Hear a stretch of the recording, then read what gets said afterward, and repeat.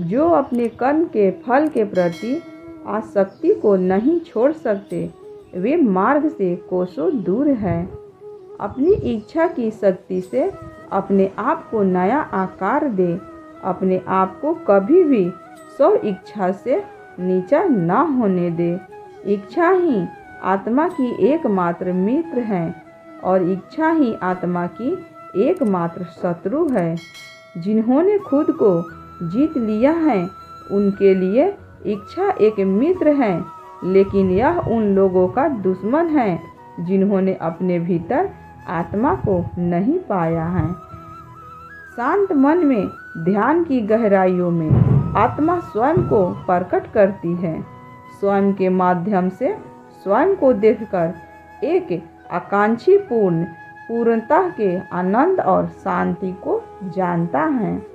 कोई भी जो अच्छा काम करता है उसका कभी भी बुरा अंत नहीं होगा, ना तो यहाँ और ना ही आने वाले युग में। गंभीर तपस्या और ज्ञान मार्ग से ध्यान श्रेष्ठ है। मुझ पर अपना मन लगाकर योग के अभ्यास से स्वयं को प्रकाशित करो। मैं उन लोगों के लिए हमेशा मौजूद हूँ जिन्होंने मुझे हर प्राणी में महसूस किया है। व्यक्ति जो चाहे बन सकता है यदि वह विश्वास के साथ इच्छा वस्तु पर लगातार चिंतन करे। मन बहुत चंचल है जो इंसान के दिल में उथल पुथल कर देता है। जैसे वो मेरे पास आते हैं वैसे ही मैं उन्हें ग्रहण करता हूँ। तभी पथ पार्थ मानव को मेरी ओर ले आते हैं। इंद्रियों से मिलने वाला सुख पहले तो अमृत जैसा लगता है, लेकिन अंत में यह विष के समान कड़वा होता है।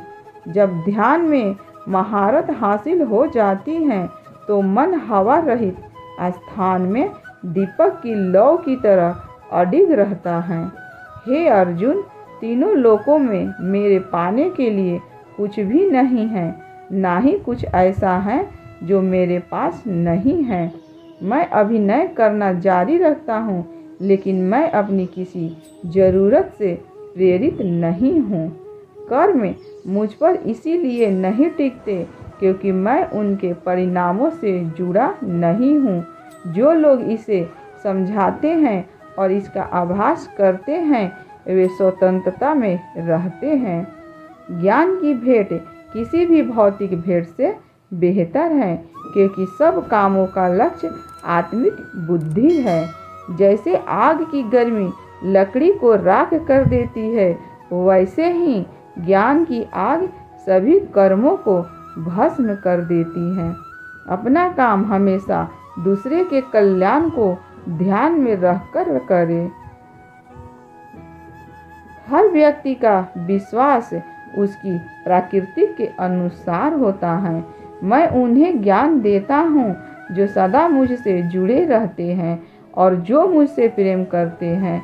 मेरी कृपा से कोई सभी कर्तव्यों का निर्वाह करते हुए भी बस मेरी शरण में आकर अनंत अविनाशी निवास को प्राप्त करता है। बुद्धिमान व्यक्ति कामुक सुख में आनंद नहीं लेता। जो कार्य में निष्क्रियता और निष्क्रियता में कार्य देखता है वह एक बुद्धिमान व्यक्ति है।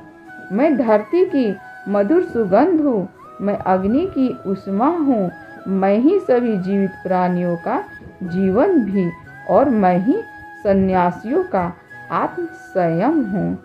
तुम उसके लिए शोक करते हो जो शोक करने के योग नहीं है और फिर भी ज्ञान की बातें करते हो। बुद्धिमान व्यक्ति न जीवित और न ही मृत व्यक्ति के लिए शोक करते हैं। बुद्धिमान व्यक्ति को समाज कल्याण के लिए बिना आसक्ति के काम करना चाहिए। कर्म मुझे बांधता नहीं क्योंकि मुझे कर्म के प्रतिफल की कोई इच्छा नहीं है। कर्म योग वास्तव में एक परम रहस्य है।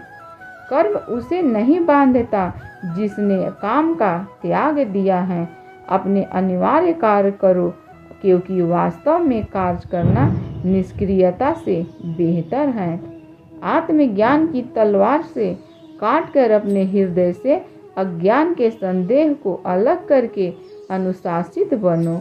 मनुष्य अपने विश्वास से निर्मित होता है।